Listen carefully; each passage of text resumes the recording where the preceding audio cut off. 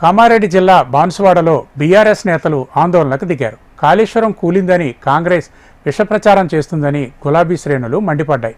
Ghosh commission report కూడా కాళేశ్వరంలో రైతులకి న్యాయం జరుగుతుందని అన్నారు. అందుకే ఏం చేయాలో అర్థం కాక కేటీఆర్, హరీష్ రావుపై విమర్శలు చేస్తున్నారని మండిపడ్డారు.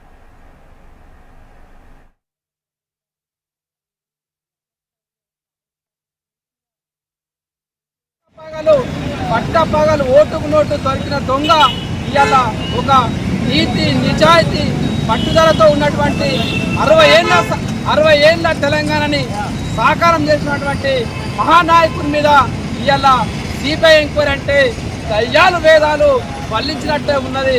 కాబట్టి ఈ ఓటుకు దొంగ ఏదైతే రేవంత్ రెడ్డి ఉన్నాడో ఖచ్చితంగా బిడ్డ నీకు రానున్న ఎలక్షన్లో నీకు ఎంపీటీసీ కానీ సర్పంచ్ కానీ రేపు పొద్దున జరిగేటటువంటి మున్సిపల్ కానీ రేపు జరగబోయే 2028లో జరిగేటటువంటి జనరల్ ఎలక్షన్లో కానీ నీకు కర్రు కాల్చి వాత పెట్టే రోజులు ప్రజలు ఎదురు చూస్తున్నారని చెప్పేసి ఈ సభాముఖంగా నేను తెలియజేస్తా ఉన్నాను.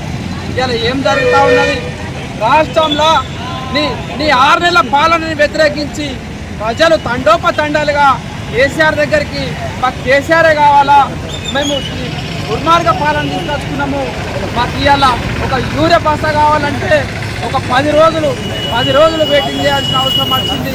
ఈ దుర్మార్గ పాలన ఎప్పుడు పోతుందని చెప్పేసి ఈ ప్రభుత్వం మీద ఇంతగానో వ్యతిరేకత ఉన్న సిగ్గు లేని దద్దమ్మ రేవంత్ పట్టపగలు